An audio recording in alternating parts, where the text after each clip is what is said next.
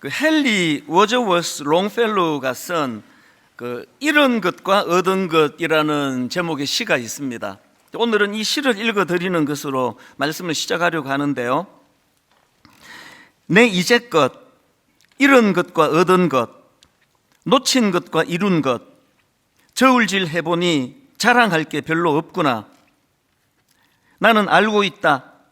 긴 세월 헛되이 보내고 좋은 의도는 화살처럼 관역에 못 닿거나 빗나갔음을.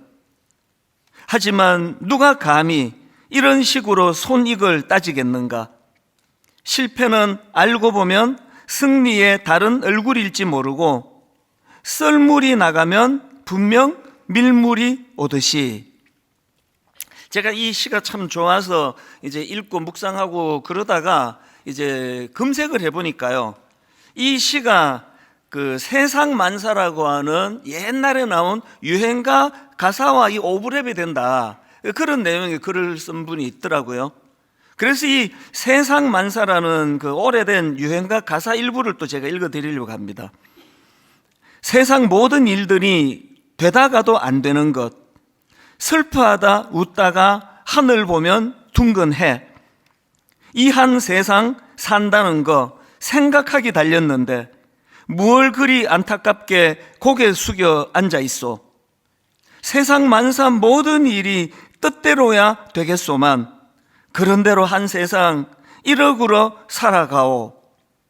그러고 보니까 제가 어릴 때는 그 어른들이 이제 좀 아프고 힘들고 낙심하고 그러면 위로해 주시는 말 중에 힘내라, 그 세상 만사 마음 먹게 달렸다, 이런 어른들이 이야기가 종종 있었던 기억이 있습니다. 그래서 제가 이 그 시도 읽고 또 유행가 가사도 들여다보고 옛날 어른들의 그런 격려의 말씀도 떠올려 보니까요, 이것들에는 똑같은 전제가 하나 있더라고요. 그 전제가 뭐냐 하니까, 그 마음먹은 대로 잘 안 풀려가지고 참 힘들고 어려운 게 이게 인생이다, 이런 전제가 있더라는 거예요. 공통된 전제가. 맨 먼저 소개해드린 롱펠로우의 시도 전제가 바로 이겁니다. 나는 알고 있다. 긴 세월 헛되이 보내고 좋은 의도는 화살처럼 관역에 못 닿거나 빗나갔음을. 이게 바로 참 이 세상 마음먹은 대로 안 되네, 그 얘기 아닙니까? 이 시의 바닥에는 이런 실패감이 깔려 있는 거예요. 그래서 이제 이런 실패감이 있기 때문에 맨 마지막에 실패는 알고 보면 승리의 다른 얼굴일지 모르고 썰물이 나가면 분명 밀물이 밀려온다. 이런 시를 우리가 좋아하는 이유는 위로가 되기 때문입니다. 왜 위로가 된다고요? 마음먹은 대로 잘 안 되는 게 인생이라는 전제가 이런 시를 명시로 만드는 거 아니겠습니까? 그 세상 만사라는 그 유행가 가사도 마찬가지입니다. 이 유행가에 보면 이 가사에 보면은요, 세상 만사 모든 일이 뜻대로야 되겠소만. 이게 이 시의 전제예요. 뜻대로 안 되는 게 인생이라는 거죠. 옛날 어른들이 위로해 주시던 그 말씀도 언제 그런 위로를 한다고요? 그 세상 만사, 그 마음먹기 달렸다, 힘내라. 이게 잘 안 되는 일들을 겪기 때문에 이런 어른들의 격려가 기억에 남는 거 아니겠습니까? 오늘은 이제 한 해의 마지막 날입니다. 지난 한 해를 돌아보면은 모두가 그러셨을 거예요. 뭔가를 위하여 열심히 달렸습니다. 열심히 달리고 또 달리고 그렇게 하고 목표를 향해 내달리는 한 해였는데, 여러분 중에 혹시 그래서 나는 유감 없다, 이제 나는 목표 다 이루었다, 올 한 해 나는 깔끔하게 정리할 수 있다, 이렇게 생각하고 말하시는 분이 그렇게 많지 않으실 거라고 생각을 합니다. 왜 그렇습니까? 열심히 달리긴 했지만 세상 만사 뜻대로 안 되는 거거든요. 이런 의미에서 제가 오늘 이 본문 말씀을, 이제 시편 147편 이 말씀을 제가 묵상하고 이걸 설교해야 되겠다고 생각한 거는 바로 이게 인생이기 때문입니다. 아까 그 롱펠로우의 시에 나오는 19 다시 읽어드릴까요? 나는 알고 있다. 긴 세월 헛되이 보내고 좋은 의도는 화살처럼 관역에 못 닿거나 빗나갔음을, 이런 아픈 고백을 해야 되는 게 인생이라고 한다면, 예수 믿는 우리는 이런 세상을 어떻게 살아가는 것이 우리 삶에 이것이 위로가 되고 힘이 될 수 있는가? 제가 이제 이 시편 147편 말씀을 가지고 이런 주제를 좀 살펴보려고 하는데요. 오늘 본문 시편 147편도 보면은 그 전제 배경이 굉장히 어두운 현실을 배경으로 하고 있다는 것을 알 수가 있습니다. 자, 오늘 본문 2절과 3절입니다. 여호와께서 예루살렘을 세우시며 이스라엘의 흩어진 자들을 모으시며 상심한 자들을 고치시며 그들의 상처를 싸매시는도다. 지금 이런 말씀이 왜 나왔습니까? 지금 이스라엘 백성들의 현실은요, 여호와께서 예루살렘을 세우신다. 전제가 뭡니까? 무너져 있다는 거죠. 지금 그들의 상태는 상심한 상태예요. 상처를 싸매신다는 것은 자기들 힘으로 어떻게 할 수 없는 상처 속에 있다는 것이 이게 전제거든요. 실제로 이 시편 147편은 이스라엘 백성들이 바벨론의 포로로 끌려가는 그 비참한 역사, 그러다가 이제 겨우 귀환한 그런 상태를 배경으로 한 시거든요. 그래서 이 시의 배경에 대하여 구약학자입니다. 그 김정우 교수님이 한 설명을 제가 읽어드릴 텐데 한번 들어보십시오. 이 시의 배경입니다. 지난 수십 년 동안 예루살렘은 돌무덤이 되었고 이스라엘 백성들은 온 세상에 흩어졌으며 그들의 마음은 회복이 불가능할 정도로 깊은 상처를 받았다. 그들은 조상들의 죄와 어리석음 때문에 나라가 망하고 포로로 잡혀간 것을 보았다. 어디를 돌아봐도 옛 평화와 영광을 회복할 기미는 보이지 않았고 예루살렘의 재건은 요원해 보였다. 바로 이 시점에서 시인은 그의 현실을 도피하지 않고 주님을 새롭게 바라보는 것이다. 그 교수님의 이런 배경 설명의 결론이 이거예요. 이 시는 인생과 역사의 겨울, 봄도 아니고 여름도 아니고 가을도 아니에요. 이 시는 인생과 역사의 겨울을 살고 있는 사람들을 위하여 부른 노래이다. 그런 설명을 제가 읽으면서 이 시가 필요한 건 특별히 오늘 예배 드리는 가운데 한 해를 정리하면서 유난히 마음이 쓰라리시고 유난히 실패감이 크시고 잠을 이루지 못하시고 참 세상 만사 마음먹은 대로 이게 잘 안 되는 거구나, 이런 아픔을 겪고 계시는 분이 계시다면 이 말씀이 더 그분들을 위하여 주시는 말씀이라고 그렇게 받으시면 될 것 같습니다. 제가 오늘 이제 우리 모두가 다 이렇게 세상 만사 마음먹은 대로 잘 안 되고 그래서 의도하지 않은 상처를 받고 아프고 쓰라리고 이런 게 인생이라고 한다면 우리 모두가 이 인생길 가운데 치료해 주시고 싸매어 주시는 이 하나님의 일하심을 사모해야 된다는 거죠. 신앙생활은 그 어디 붙이고 다니는 액세서리가 아니에요. 그 십자가 목걸이 하나 걸고 다니면 그게 크리스찬이 되는 게 아니고요. 신앙생활은 액세서리 같은 게 아니라 하나님의 일하심을 경험하는 거예요. 실제적으로 싸매어 주시는구나, 실제적으로 쓰라린 내 마음을 주님께서 어루만져 주시는구나, 무너져 버렸는데 회복시켜 주시는구나. 그래서 제가 오늘 설교 제목을 하나님께서 일하시도록 이렇게 잡아봤습니다. 모두가 다 자격 없는 저희들이 구원을 받고 하나님의 자녀가 되는 건 공통점이지만요, 자기 삶 가운데 하나님의 일하심을 경험하는 건 천차만별이에요. 하나님이 뭐 이 땅에서도 일하신대? 전혀 그것을 맛보지 못하고 살아가는 분이 계시는가 하면 너무나 생생하게 싸매어 주시는 그 하나님을 경험하면서 그렇게 살아가시는 분들도 굉장히 많으십니다. 그래서 오늘 이 설교 제목 그대로 하나님께서 일하시도록 하기 위해서 그럼 우리는 뭘 해야 되느냐? 구원을 받는 데는 할 일이 아무것도 없지만 하나님 은혜를 많이 누리는 데는 우리가 해야 될 일들이 좀 있습니다. 죄 가운데 빠져 있을 때는 하나님의 일하심, 성령의 역사하심 기대하기가 어려운 거랑 같은 이치라고 그렇게 말씀을 드릴 수가 있겠습니다. 그래서 제가 오늘 이제 우리가 이런 하나님의 일하심을 맛보기 위해서 우리가 꼭 기억해야 될 세 가지 실천사항, 이것들을 좀 나누고 싶은데요. 첫 번째로는 뭘 우리가 기억해야 되느냐? 하나님의 일하심을 맛보고 싶으세요? 그렇다면 이 찬양과 감사라는 기둥을 세우셔야 합니다. 제가 왜 이렇게 첫 번째 소제목을 이렇게 잡을 수 있었냐면 바로 오늘 살펴보고 있는 시편 147편의 구조가 그렇습니다. 이 시편 147편의 구조를 보면은 이 시는 세 가지 기둥을 바탕으로 해서 전개되고 있는데요. 그 세 가지 기둥이 바로 찬양과 감사라는 기둥입니다. 자, 첫 번째 기둥은 1절인데요. 첫 번째 기둥을 보십시오.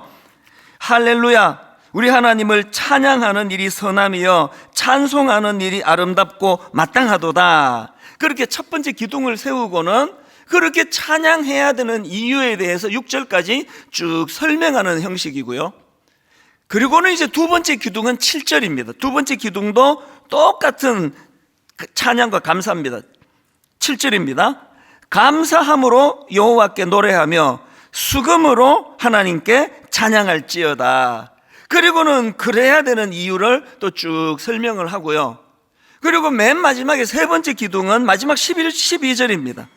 예루살렘아 여호와를 찬송할지어다. 시온아 내 하나님을 찬양할지어다. 그리고 제가 시간이 없어서 이 모든 걸 다 설교할 수가 없어서 12절로 잘랐는데요. 사실은 이 12절의 기둥 이후에 또 그래야만 하는 이유들에 대하여 쭉 이제 열거가 되고 있는 게 시편 147편의 구조거든요.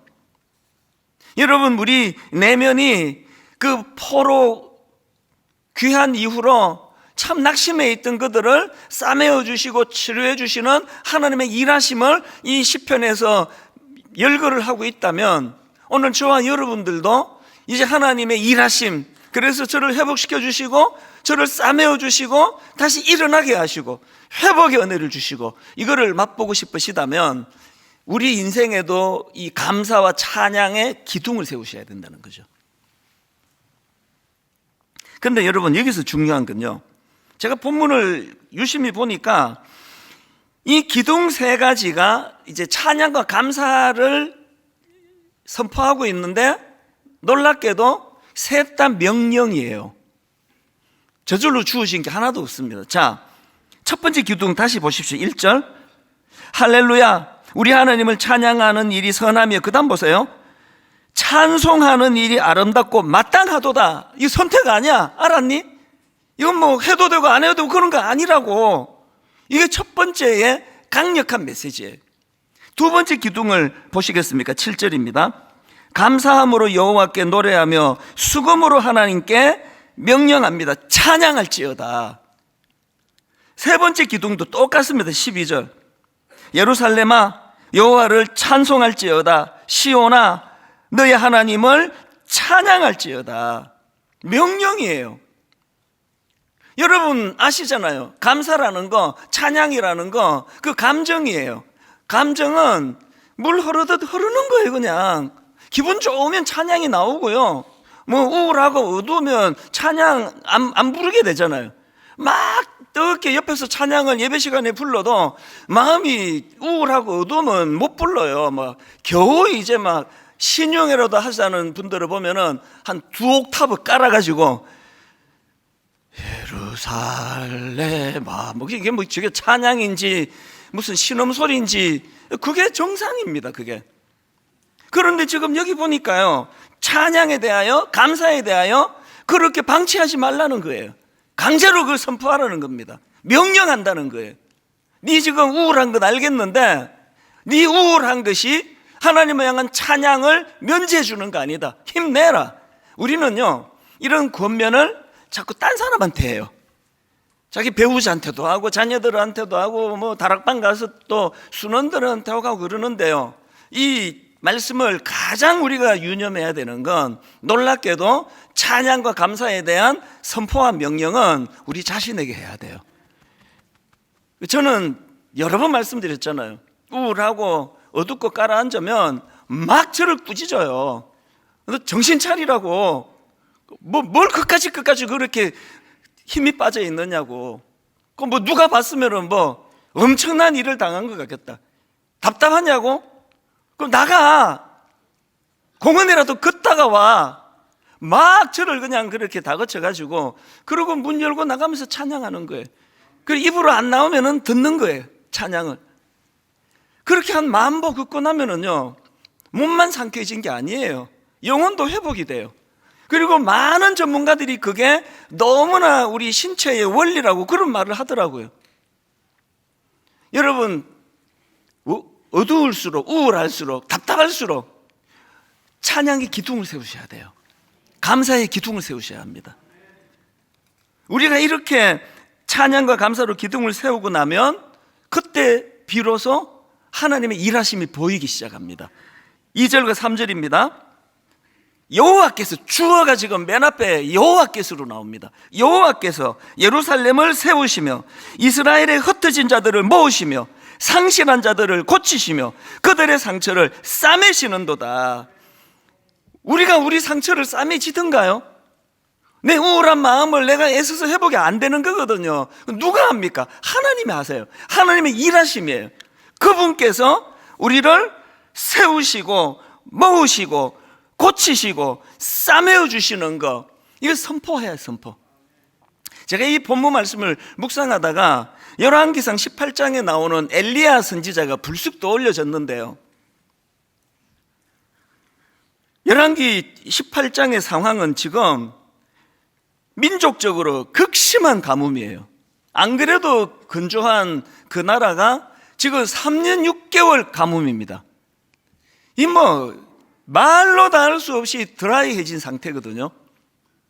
그런데 그 내용을 다루고 있는 열왕기상 18장 41절에 보면은 엘리야가 아합왕에게 이상한 소리를 해요. 뭐라고 얘기하는가 보니까 엘리야가 아합에게 이르되 올라가서 먹고 마시소서, 큰 빗소리가 있나이다. 눈을 씻고 봐도요, 이 41장 상황에서 빗소리는 고사하고 손바닥만한 구름도 나중에 나와요. 그냥 아무것도 없는 상황이에요. 그런데 지금 엘리야는 지금 거짓말하고 있는 겁니까? 과장하는 겁니까?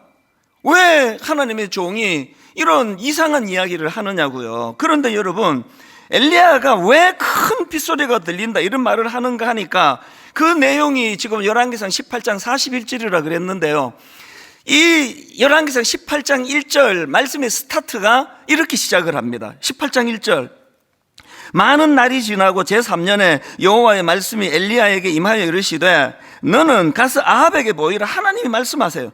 너는 가서 아합에게 보이라. 내가 비를 지면에 내리리라. 열왕기상 18장 말씀이요, 이 하나님의 약속으로부터 시작을 해요. 엘리야는 약속을 받았습니다. 그런데 아직은 약속이 이루어지지 않고 있습니다. 구름 하나 보이지 않습니다. 그러니까 뭐라고 이야기합니까? 만약에 엘리야가 아합에게 큰 비가 옵니다, 이건 거짓이에요. 그렇게 말하지 않습니다.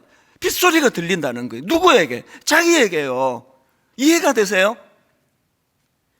오늘 우리 신앙생활이 말입니다, 이 해가 바뀌면 새해라 그래요. 그리고 꼭 새해를 설명할 때는 새해가 밝았다 그래요. 새해가 밝아옵니다. 왜 그렇게 표현합니까? 새해가 밝아온다는 건 뭘 전제로 하는 겁니까? 지금이 안 밝다는 거잖아요. 지금이 어둡다는 거잖아요. 지금이 우울하고 힘드니까 서로 용기를 주느라 득담을 하느라 이제 새해가 밝아옵니다. 그런데 여러분, 제가 이 나이까지 살아봐도요, 달력 뜯고 교체한다고 밝아지지 않던데요. 새해가 뭐가 밝아지느냐고요. 더군다나 지금 많은 전문가들이 이제 내년은 더 이제 힘들다, 경제적으로 특히 이제 이게 보통 문제가 아니라는 그런 전망들을 많이 내려놓고 있거든요. 그야말로 3년 6개월 지금 비가 오지 않은 가뭄의 상태, 영적으로 더 말할 것도 없습니다. 그럴 때 여러분, 우리가 이 하나님의 약속을 말씀을 들을 수 있다면요, 예배 시간에 우리가 하나님의 이 소망의 말씀이 내게 임할 수만 있다면요, 그럼 우리가 하나님 앞에 엘리야와 같이 참 너무너무 힘들고 어려운 그분들에게 빗소리가 들려요. 하나님의 약속이 내게 임했고 나는 하나님의 신실하심을 믿고 있고, 그런데 놀랍게도 지금 빗소리가 들려요. 우리가 이걸 전하는 그런 그리스도인으로 살아갈 수 있다면 그거 얼마나 좋겠습니까? 여러분, 지금 여러분 이 불안한 시기에 여러분에게는 어떤 소리가 들리세요? 여러분, 어떤 소리가 들리세요?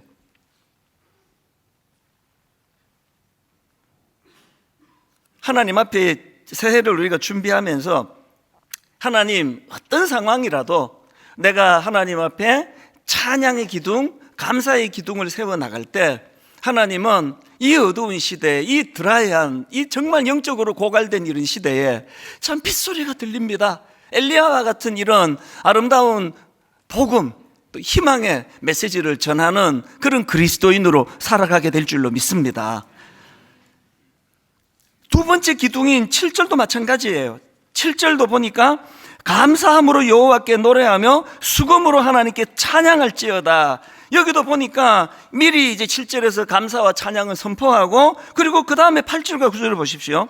왜 감사해야 되느냐, 왜 찬양해야 되느냐? 하나님의 일하심입니다. 8절, 그가 구름으로 하늘을 덮으시며 땅을 위하여 비를 준비하시며 산에 풀이 자라게 하시며 들짐승과 우는 까마귀 새끼에게 먹을 것을 주시는도다. 이게 참 묘해요. 이게 지금 하나님이 그 구름으로 하늘을 덮으시고 땅을 위하여 비를 준비해 주시는데 이스라엘 백성들을 위한 게 아니에요. 가만히 보니까요, 산에 풀을 위해서예요. 그리고 가만히 보니까 구절에 들짐승과 우는 까마귀 새끼에게 먹을 것을 주기 위한 거예요. 구절에 나와 있는 들짐승, 이거는 이제 땅에서 이제 뛰어다니는 짐승이라고 한다면, 여기 그 다음 나오는 까마귀는 하늘을 날아다니는 짐승 아닙니까? 게다가 까마귀 새끼 이렇게 묘사해요. 우는 까마귀 새끼예요. 우리나라도 까마귀를 뭐 썩 그렇게 좋아하지 않는데요, 이 나라도 마찬가지예요. 아주 미천한 게 까마귀예요. 그런데 그게 새끼예요. 근데 그 까마귀 새끼가 또 울고 있네요. 처참한 상태예요. 그런데 하나님께서는 그 어린 까마귀 새끼의 눈물을 외면하지 않으신다고 기록하고 있는 이게 뭘 의미하겠습니까? 그건 신약으로 가서 예수님께서 주신 말씀을 여러분 다 기억하시리라 생각합니다. 마태복음 6장 26절 예수님이 하신 말씀입니다. 공중의 새를 보라. 심지도 않고 거두지도 않고 창고에 모아 들이지도 아니하되 너희 하늘 아버지께서 기르시나니 너희는 이것들보다 귀하지 아니하냐.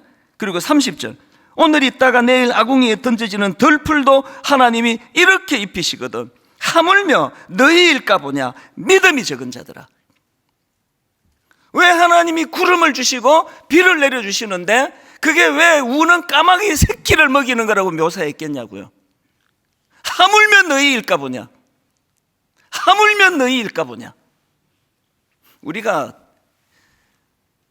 감사할 게 하나도 없는 그런 상황이라 할지라도 억지로라도 순종해서 감사의 기둥을, 찬양의 기둥을 세우면은요, 이 말씀이 들리기 시작을 해요.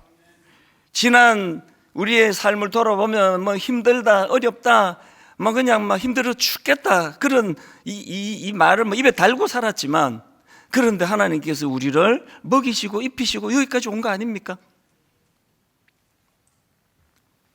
그런가 하면은 두 번째 하나님 일하심을 믿는 우리가 두 번째 해야 되는 실천이 뭐냐면은 하나님을 두려워하기입니다. 자, 본문 10절과 11절입니다. 여호와는 말의 힘이 세다 하여 기뻐하지 아니하시며 사람의 다리가 억세다 하여 기뻐하지 아니하시고 여호와는 자기를 경외하는 자들과 그의 인자하심을 바라는 자들을 기뻐하시는도다. 여기 나오는 말의 힘이라는 것은 그 전쟁에 사용되던 군마의 힘이에요. 그러니까 요즘으로 치면 군사력을 말하겠죠. 강력한 군사력. 그러니까 이걸 가진 것을 하나님은 별로 그래서 그렇게 신경 별로 안 쓰세요. 그 다음에 나오는 사람의 다리가 억세다. 이 표현은 내 힘으로 나 이룰 수 있어, 이런 교만을 상징하는 표현이라 그럽니다. 그리고 흥미로운 건요, 그 앞에 나오는 달리는 말, 그리고 강한 사람의 다리, 이거하고 하나님을 경외하는 사람을 지금 대조하고 있습니다. 이 대조가요, 출애굽기 20장에도 나옵니다. 출애굽기 20장에 보면은 하나님께서 시내산에 나타나셔서 십계명을 주시는데, 이제 백성들이 그 하나님의 임재 앞에 엄청난 두려움을 느껴요. 그래서 하나님의 임재 앞에 두려워 떨고 있는 백성들에게 모세가 어떤 말씀을 주시느냐, 이 굉장히 의미 있는 말씀을 주십니다. 자, 출애굽기 20장 20절이 바로 그런 상황에서 주신 말입니다. 모세가 이런 말을 해요. 모세가 백성에게 이르되 두려워하지 말라. 하나님이 임하시면 너희를 시험하고 너희로 경외하여 범죄하지 않게 하려 하심이라. 앞에 나오는 두려워하지 마라, 이것도 영어로 말하면 fear라는 단어 아니겠습니까? 영어 성경을 보면은 뒤에 나오는 하나님이 임하시면 너희를 시험하고 너희로 경외하여 할 때 이 경외도 이것도 영어 성경으로 fear예요. fear of God. 하나님을 두려워하는 거예요. 그러니까 두려워하지 말고 두려워해라는 거예요. 이 모세의 말씀의 포인트가 뭐냐 하면, 하나님의 임재를 두려워만 하지 말고, 잘 들어보세요. 하나님의 임재를 두려워만 하지 말고 그 하나님에 대한 두려움을 죄 짓지 않는 도구로 사용해라는 거예요. 이쯤 한국 교회가 왜 이 모양이 됐는지 다 고백해야 될 때가 됐다고 생각하거든요. 여러분, 하나님 두려워하세요? 여러분, 정말 두려워하세요? 잊혀질만 하면 무슨 시사 프로그램에 나오고, 잊혀질만 하면은 세상 사람들 모두가 조롱하는 이런 짓거리를 했다고 또 무슨 프로그램에 나오고, 또 프로그램에 나오고. 이게 어떤 현상입니까? 안수 받는다고 자동적으로 하나님을 두려워하는 게 아니라는 걸 말해주는 거 아닙니까? 장로가 됐다고, 권사가 되면, 모태신앙인이면 저절로 하나님을 두려워하는 게 아니라는 걸 말해주는 거 아닙니까? 여러분, 하나님 두려워하세요? 하나님을 두려워하지 않는 그 사람에게는 하나님의 역사가 나타나지 않습니다. 저 목사들인데요, 참 사춘기 중고등학교 시절, 심지어 대학교 가서도 하나님을 두려워하지 않았던 것 같아요. 성경 이게 말도 안 되는 거, 이게 이런 기적이 어떻게 일어나느냐고 이런 생각이 나고, 여기가 그만하게 발짱 끼고, 진짜 하나님의 능력이 성경에 이렇게 나타난다면 우리 집을 어떻게 좀 해주시. 왜 계속 이런 불평을 하고 푸념을 해야 될 때는 내 인생에 아무런 일도 일어나지 않았습니다. 두려워하지 않는데, 하나님을 두려워하지 않는데 하나님의 일하심은 없습니다. 여러분, 하나님 두려워하세요? 정말 두려운 마음으로 예배를 드리세요. 내가 하나님께 집중하지 않으면 그 하나님이 너무 경외라는 건 두려워하는 마음이에요. 목사가 하나님을 두려워하는 그 순간에 그의 목회 안에 하나님의 일하심이 일어날 줄로 믿습니다. 장로, 권사, 안수집사, 내년에 분당 우리 교회는 진짜 한번 이제 제2의 하나님 앞에서 부흥을 꿈꾸고 있는데, 그 모든 부흥을 꿈꾸는 첫 번째 단추는 하나님을 두려워하는 거예요. 지금 외도, 성적인 문제, 상상을 초월합니다. 교회 안에 말로 다 할 수 없는 일들이 일어날 거라고 많은 분들이 이야기를 합니다. 여러분, 하나님 두려워하시면 그거 계속 하시면 안 됩니다. 하나님 두려워하시면 그 하나님이 노여워하실 일들을 성령의 은혜를 힘입어 다 청산하고 거기에 하나님의 역사와 일하심이 일어나게 될 줄로 믿습니다. 마지막 세 번째 실천할 게 하나 더 있는데요, 하나님의 일하심을 기대하는 겁니다. 기대하는 거. 자, 본문 10절 11절 다시 읽어드릴게요. 여호와는 말의 힘이 세다 하여 기뻐하지 아니하시며 사람의 다리가 억세다 하여 기뻐하지 아니하시고, 여호와는 자기를 경외하는 자들과 그의 인자하심을 바라는 자들을 기뻐하시는도다. 지난주에 저희 어머니께서 소천하셨습니다. 저는 한국에서 목회를 하고 어머니는 미국에 계셨기 때문에 임종도 제가 지킬 수가 없었고요. 그리고 이제 화요일 저녁에 어머니 소천하셨다는 소식을 들었는데, 그 순간에 성령님이 제 마음에, 이 순간에 네 엄마가 뭘 제일 기뻐할 것 같으냐? 막 하던 일 다 내려놓고 막 내일 비행기표 끊어가지고 바로 그냥 시카고로 달려가는, 아무리 생각해도 저희 어머니가 그걸 더 기뻐할 것 같지가 않아요. 그래서 제가 부탁을 했어요. 저희 어머니 소천 소식을 주일날 성탄 예배, 그리고 25일 성탄 축하 예배가 끝나는 그 다음부터 알려주면 좋겠다, 비밀로 해달라 그랬어요. 그리고 제가 성탄 예배 드리고 24일 예배, 주일 예배 드리고 성탄 예배 드린 후에 그날 오후에 가려고 우리 형제들도 그걸 다 양해를 해줘서 그렇게 이제 장례 절차를 다 준비를 했는데 마음이 바뀌었습니다. 제가 주일날 특별히 이번 성탄 축하 예배는 기쁨이 이게 이번 예배의 포인트였는데 아무렇지도 않은 것처럼 설교할 자신이 없는 거예요. 괜히 성도들을 내가 괴롭히는 결과가 될 것 같아서, 그래서 제가 이제 주중에 금요일 날 시카고로 가서 또 장례 일정 과정을 또 다 이제 제대로 다 치를 수 있게 되어서 너무 제가 감사했는데요. 우리 교역자들에게 제가 지난주 우리 광 목사님이 그 편지를 소개해 주는 걸 제가 듣고 마음이 너무 뜨거워졌어요. 저는 우리 젊은 목사님들한테 이 메시지를 전하고 싶었습니다. 우리 목회자는 하나님께 드려진 존재다. 우린 종이다. 우리의 스케줄대로 사는 거 아니다. 장례가 잘 이제 치러졌는데요. 저희 오남매는 뭐 다 이렇게 흩어져 살아가지고 이번에 거의 진짜 수년 만에 처음으로 다 모였는데요. 많은 걸 제가 새로 알게 됐습니다. 저는 저희 어머니를 딱 한마디로 요약을 한다면 저는 승복이라는 단어로 요약이 된다 생각했거든요.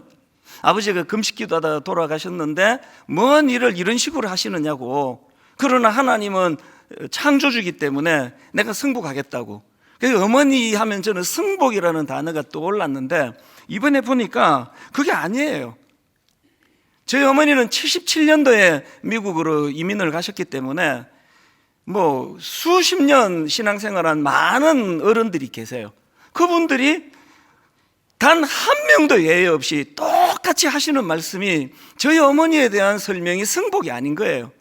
저희 어머니는요, 어떤 상황에서도 흔들리지 않는 감사의 어른이었다고. 그래서 이거 처음 알았습니다. 어머니는 승복으로 설명되는 건데 그것보다 더 큰 개념이더라고요. 어떻게 그런 상황에서, 어떤 상황에서든 감사할 수 있지?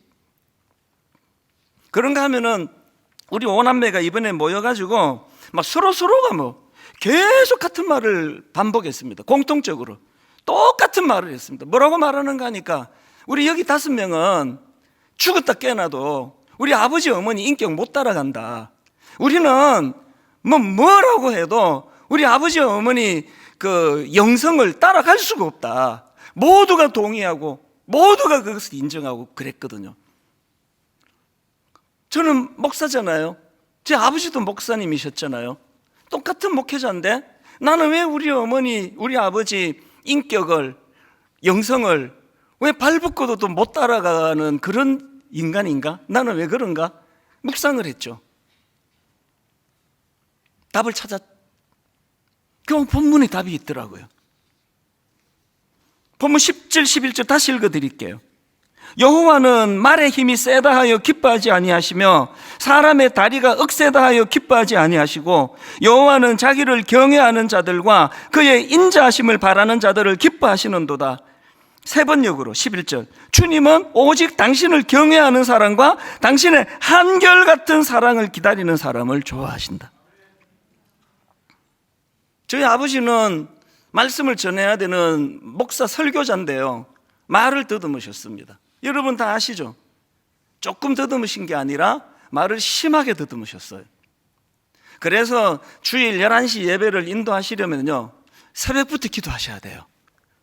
그 마음을 편하게 가지고 하나님 의지하고 그래야 이제 말을 안 더듬으시는 게 아니라 덜 더듬으세요.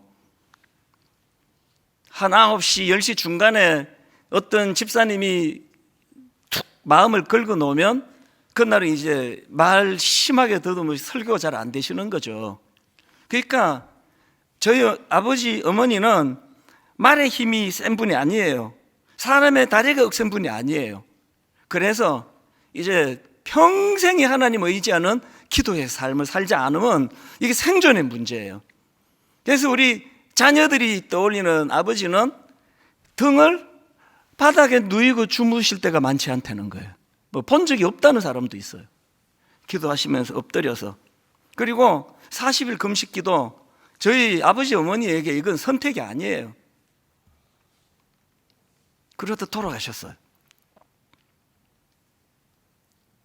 저희 어머니도 마찬가지 아닙니까? 목사님 사모님으로 이제 우리 남편이 40일 금식기도 하고 불 받아서 막 엄청난 불의 종이 되고 교회는 그때부터 부흥을 하고 대부분의 간증이다 이런 거 아닙니까? 저희 어머니는 간증이 한 줄이 안 나와요. 그렇게 실패하셨어요. 인간적으로 돌아가셨어요. 그 이후에 말씀을 지키려고 애쓰시는 과정에서 겪으셨던 가난과 고난, 제가 참 눈물이 났던 게요, 저희 어머니 친구 여전도사님이 계세요. 전화드렸더니 이런 말씀을 하시대요. 어느 날 어머니가 그러시대요. 자식들은 다 몰라요, 내가 어떤 고생을 하고 있는지.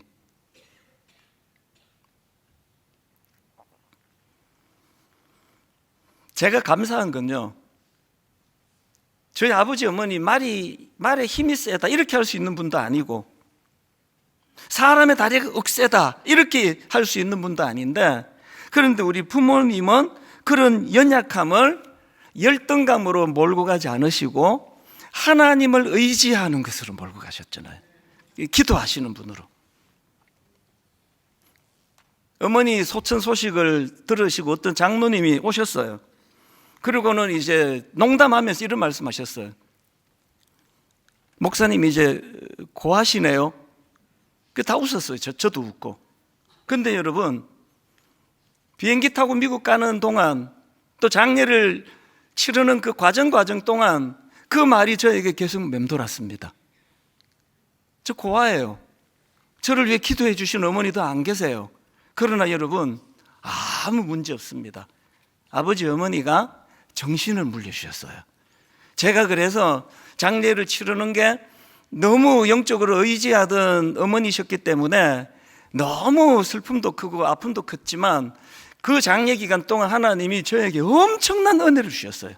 그래서 돌아오는 그 시간서부터 피곤하지가 않아요. 바로 밤에 도착하고, 수요일 밤에 도착하고 목요일 새벽에 일어나서 지금까지 달려가고 있습니다. 하나님께서 어떤 힘을 주시는지 아십니까? 이제 어머니 저 위에 기도하시는 분 안 계십니다만, 그러나 하나님 이 원리를 내 마음에 새기기 원합니다.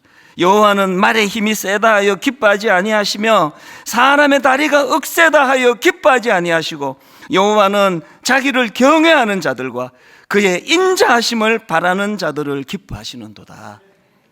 교회 좀 커졌다고 의시되면 그거는 말의 힘을 의지하는 거예요. 뭐 설교 조회수가 좀 많아요, 이걸 자꾸 의식하는 건 이거는 사람의 다리가 억세다고 하는 태도예요. 저의 교만을 하나님이 다 꺾어주시기를 원합니다.